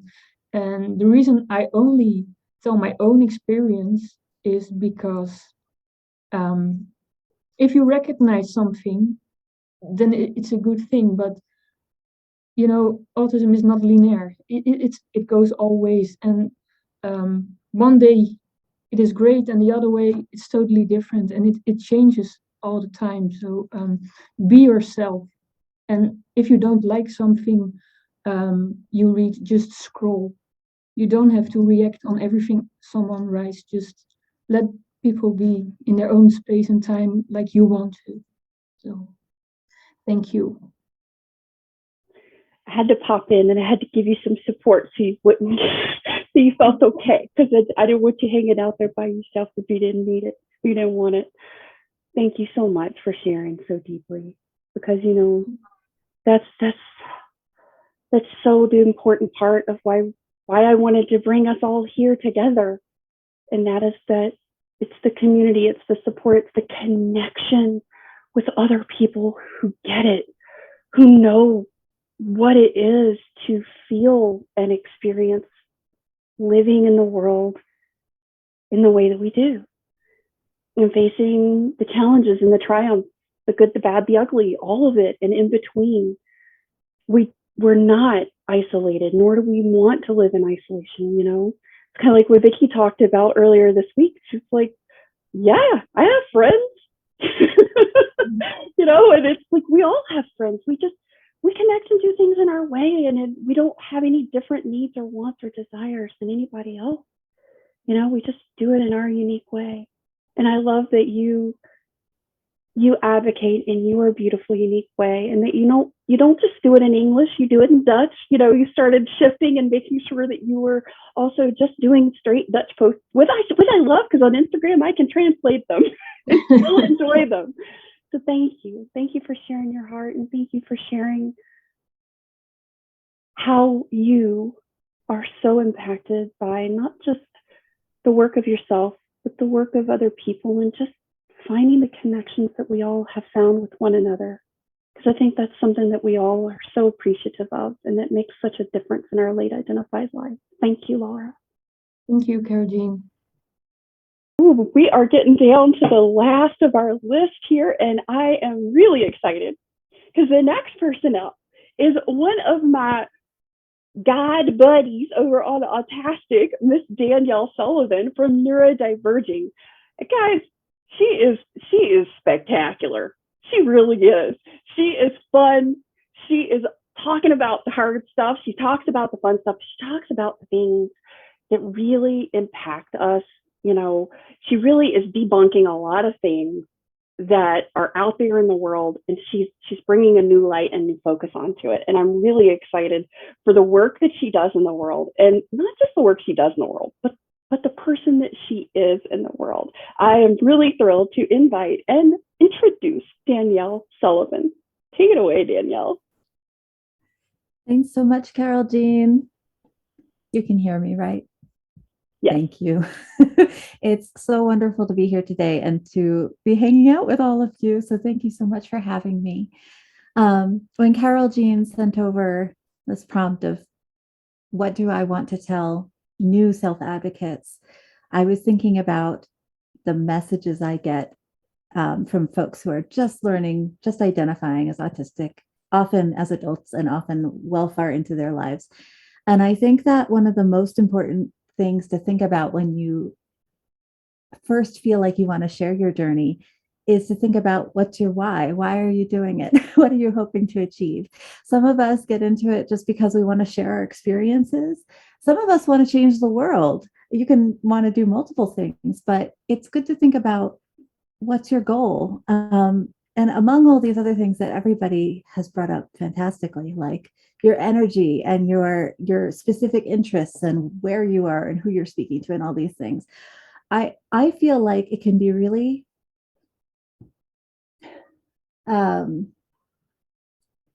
there's a likelihood, or how do I want to say, a lot of people see all the problems. A lot of us are very detail oriented. How's that? A lot of us see that there's so much space to be making a difference, and there's so many places that we could get into and start our work in, and there's so much to be done, and it can feel like you want to tackle all of those things at once. But as other folks have said, you'll exhaust yourself, and there's enough of us now. There's so many of us in this space who are doing fantastic work. And so it's okay to pick a couple of things that are important to you and work there. And it's okay to know that the work you are doing, the work you choose to do, will change people's lives, regardless of whether you're talking about your own experiences householding or whether you're attending political rallies and trying to get laws passed. So anywhere in the hierarchy of the spectrum that you're advocating, you will make a difference just by being there and showing. And the other things I wanted to say are around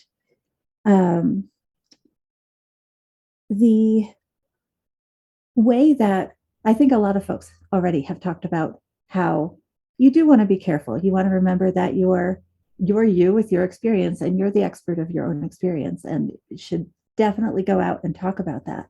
But we're not the expert of other people's experiences, right? Other people vary so much in their backgrounds, in where they are coming from. And we have to let them be the experts of their own experience. And that means we have to listen to what they have to say and hear them, not just see it, but to actually engage with it, even when it's hard, and even when it makes you feel like you're a wrong, bad person, which happens, for example, if you're a white person engaging with racism, right? Or if you're, probably a straight person engaging with homophobia. It can feel hard to do, but it's part of the growth. And that doesn't mean you have to do it in front of everybody and post about it and be public about it, but it's something to do on your own. Because there are a lot of issues in the autism world and in the disability world in general that are hard and that are worth our effort and our energy to think about. But you don't have to do everything publicly as an advocate. And then the last thing I'll just say is, when you have an audience of any size, I think it's really important to think through what you are modeling to them in how you post and how you engage with your followers, that we're real people. We have real emotions and real feelings and things. But there's also an aspect of showing a face, right? And saying, I want to be authentic and I want to tell you true things and be a real person. But I'm also not going to share every little bit of my life because other people have privacy, right? I for example, talk a lot about autism as an autistic parent, which means I have children. But my children have rights and I'm not going to splash their faces all over everywhere. That's my personal, choice. But so you want to be authentic, but also think about the people in your life, your friends, your family. What rights do they have? And are you protecting them in the best way you can? And also just that when we are talking with commenters, with people who don't agree with us, there's all sorts of, like folks said, tense topics in the autism community. So when you're talking about those, and you should talk about them because they're part of what we're working on, just show empathy. Think about where other people might be coming from different places than you are. Think about how they might know things that you don't know because we're experts of ourselves, but not other people. Show care and show kindness and model that in your comments, in how you approach people if you do YouTube or Instagram Live or anything, right? Just keep that in the forefront of your mind that they're real people too, because we're on the internet and it can just be little faces and little text, and that text is a person. So show empathy, approach the way you would want to be approached. Try to be open-minded to other people's experiences, even if they're vastly different than yours, because there are so many of them. And that's part of the really cool thing about being in a community together with folks all over the world, is we're coming from so many different places. And we want to uphold that diversity and raise that diversity and not skint into this is what autism is, because isn't that the opposite? Thank you for having me. Oh my goodness. Danielle, thank you. Just such great insights as always, my friend. You're constantly folding back another layer that I always step back and go, and reflect a little more. And I love what you shared because, that's something that is so easy to forget. When we get into an online community, sometimes we forget, there are real feelings. There's a real person on the other side. And we can only speak from our own experiences, but it's also about stepping back and honoring the space that someone has expressed, that they may have a different opinion from you, and being able to say, get curious.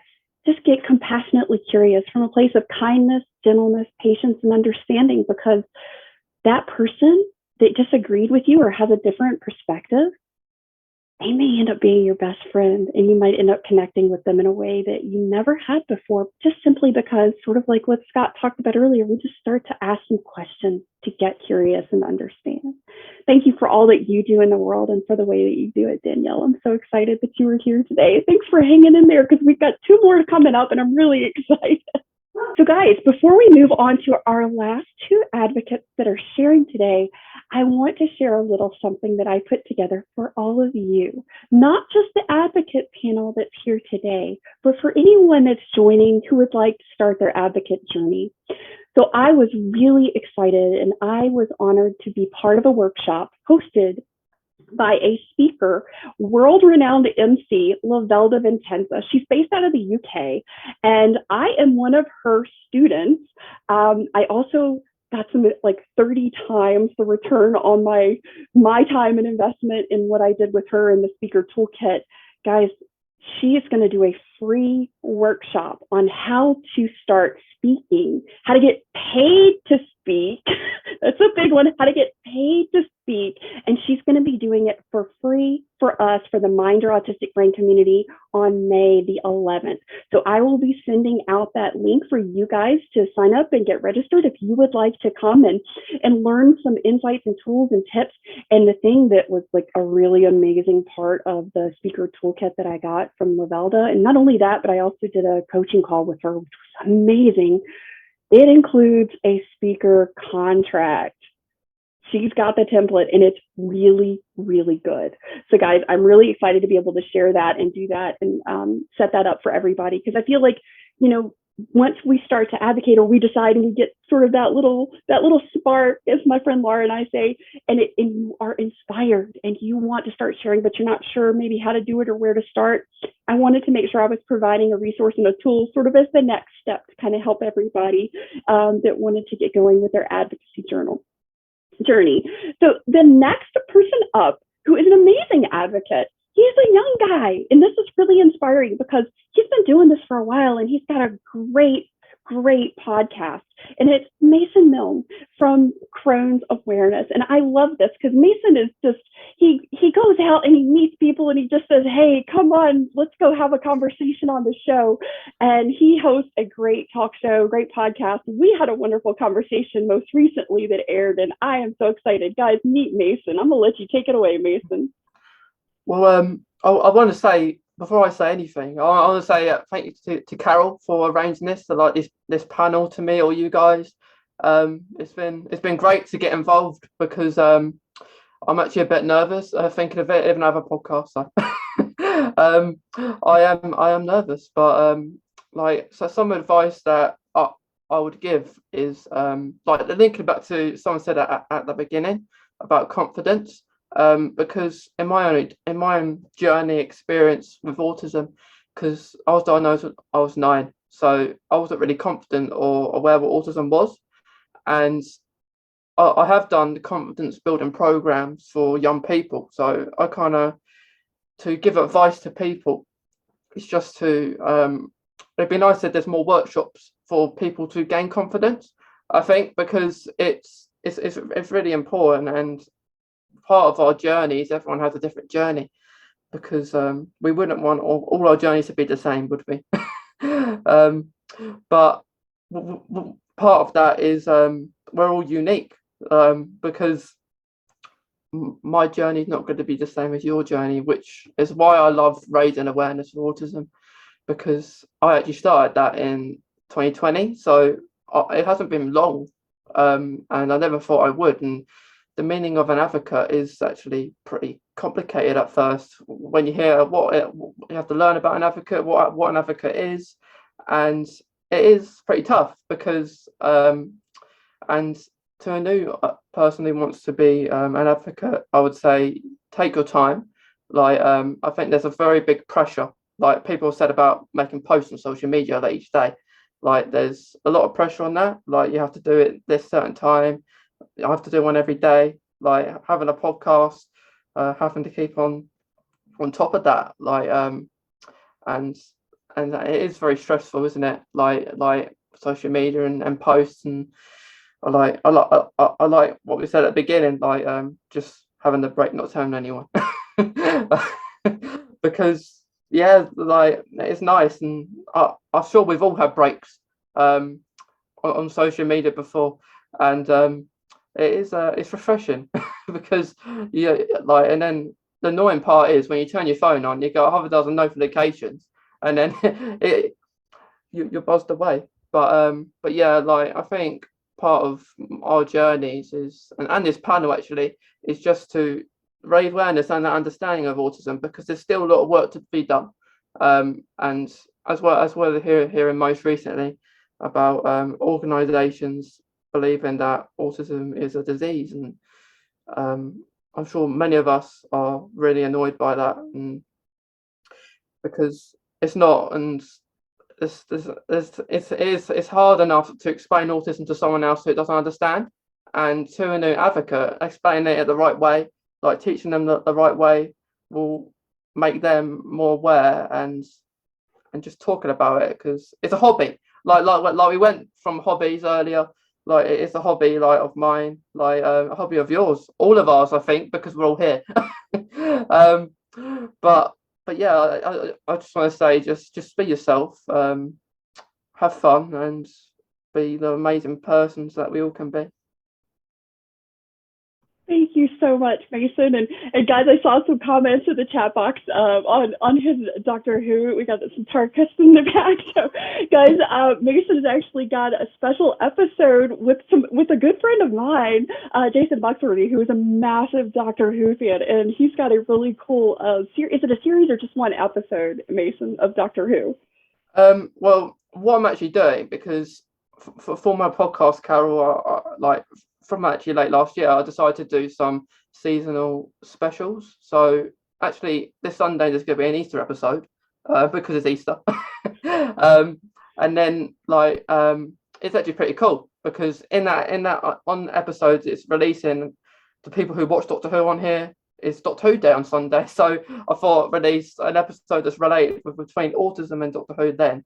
But like your friend's episode, Carol, is going to be part of the Autism Awareness Series this month, which there are some related to that, and I just love, like, as if you probably know, I like Doctor Who, got big blue blocks in the background. Like I like linking my hobbies into podcasts or just anything related to autism because I think hobbies plays a big part. I think they do too. Thank you so much for being part of this and for sharing your passion and your advocacy work. I really appreciate it, Mason. Thank you, Carol. Okay, guys. Oh, I'm going to try not to cry now. The woman that's up next is so dear to my heart because I wouldn't have had the journey, the courage, the guidance, and just the support to do what I'm doing today without this person.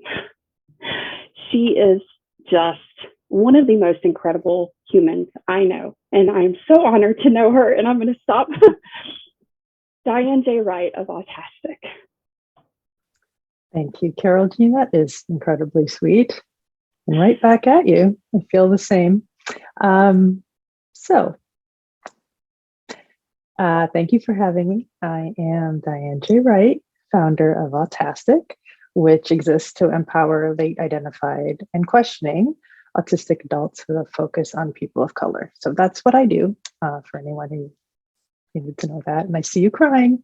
I see you, Carol Jean.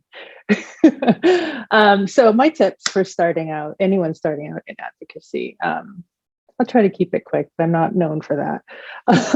Decide how much you're comfortable with, right? A lot of people have touched on that, but truly take the time to decide what it is you're comfortable with and start there. And it might not be what you expected, because a lot of us find out who we are, get excited, and want to like tell the world. But if you take the moment to sort of reflect on what you actually want to do and would feel comfortable doing, and finding where those personal boundaries are, then just go be out and connect as much as those boundaries allow. So if what you want to do is one-way communication, like sharing your experiences on a blog, for example, and not interact, that has value. And if what you want to do is go big and start a great big foundation to engage the autistic and holistic communities in a really public way, and I do know people who are doing that, that has value. So you have value, however you choose to show up, right? The secret is the more you that you are, the more helpful and useful your advocacy will be. And that's important because we tend to see a lot of people following each other because we want to know how to do the right thing and doing what other people are doing, but don't try to do that. Try to be you, because there are people out there who need to see you. Diversity is power, right? So don't waste a moment trying to be like anyone else. Just enough, be you, right? And remember that the people that you see, that even the people you're seeing here today, who are on social media, who are on podcasts, they chose to be there. They have the ability to be there. They have access to be there and likely enjoy being there. So there are loads of other people out there working in advocacy who focus in different ways to reach people, who work in different parts of the world that you may or may not see on your phone as you're scrolling every day or here in your podcast feed. And that is valuable, right? So do your thing wherever you are and don't measure yourself against anyone but your own dreams, really. And those change. You can change your mind. You can evolve as a person, and you're evolving your advocacy over time as well. And we've heard that today from some of us. what we start out learning, what we start out knowing, we learn and change over time. And that's a good thing. And showing that we're growing is a good thing, because we are modeling that behavior, that collectively, as the autistic community, we are defining who we are, what we want in the world, how we want to be addressed, how we want to be in the workplace, how we want to be in academic settings, etc. That's evolving, which means we can't decide something is one way and it stays like that forever, right? So share how you're learning and growing, and be that change. I know it's really trite, but it's true, because your advocacy isn't just what you say, it isn't just what you show on camera, it is your belief system and how you interact with people, and that's the realness that people need. It's a bit of a tangent, but that's okay. I personally changed my mind. So I started out selfishly, because I didn't know anybody who was autistic, or so I thought at the time. And I didn't see anybody who looked like me, that's for sure. So I started a Facebook group and wanted to meet people. And I spent a few years solely focused on meeting more people and making it feel welcoming, and spending hours and hours and hours. And I started getting physical effects of that, because being a person of color on Facebook, it got difficult, as you could imagine. So out of that experience, though, I learned that what was more valuable than giving the information and resources that we need, because there are lots of people doing that, what was more valuable for me was bringing people together. Finding our community can be life-changing and life-saving. So I now focus my efforts on bringing people in to find other late identified and questioning autistic adults, and bringing advocates together like us today to support each other. And those things make me happy, because there are plenty of people out there defining what autism is and changing the way we're talked about on media, et cetera. And I do some of that as well. I'm not saying I don't do any of that, but what really feeds me is hearing people talk about how their lives have changed just because they're not alone anymore. So, yeah, and then on that note, connecting with other advocates. You are not alone doing this. You may have felt alone for a very long time. Part of finding our community is finding other people who are doing this work. Many of us are really driven by social justice and making sure, fairness, equality, all of that stuff, inclusion, and we work hard at it. And whether we're printing a little pamphlet and sticking it in the grocery store, or putting our face out for millions of people to see and interact with, we're not alone doing that. And we can not only learn from each other and support each other, but we can amplify each other, because we're all working in different parts of the world at different segments. And there's a lot of power to be had by connecting and building more advocacy with each other that we couldn't do alone. Because you're going to meet somebody who's good at something that you're not good at, or somebody else who's speaking to one particular group that you're not speaking to, even if it's just something as simple as younger autistic people and older autistic people. They're very, very basic, but those audiences don't cross, and you can bring them across and learn from each other just by connecting with other advocates. So think about that. It's not just you alone with your megaphone trying to change the world. We're all in this together. And the more we stay together, we can inspire, I guess, and mentor the next generation of advocates who are coming after us. We're going to take the baton and do the very same thing. So that's a lot of tips, but that's what I've got. Thank you so much. Thank you so much. Thank you so much, because it's because of you that when I came to the autistic online community, I knew I wasn't alone. And everything that you do that networks, that brings advocates together, that brings, marginalized groups within the marginalized groups together, and actually provides a space that's uniquely for them is really important. And those things that you do are so important. And thank you. Thank you for being who you are. And thank you for being my friend. Thank you for being my mentor. Thank you for being the woman that has helped me be the person that I can be today in the very best way possible. You've helped create this. You may want to run from that statement, but you did this, and look at what you can do. You're just starting. So thank you for being you. There's no other Carol Jean, right? Lord help us. I'm glad they're in. Guys, thank you so much for being here. Thank you for taking time out of your day to come and share your advocacy insights, experiences, and best tips and resources for the person that's here listening today, that's sharing this time with us. We are here, most of us, very voluntarily, of our own time, of our own spoon, very carefully allocating.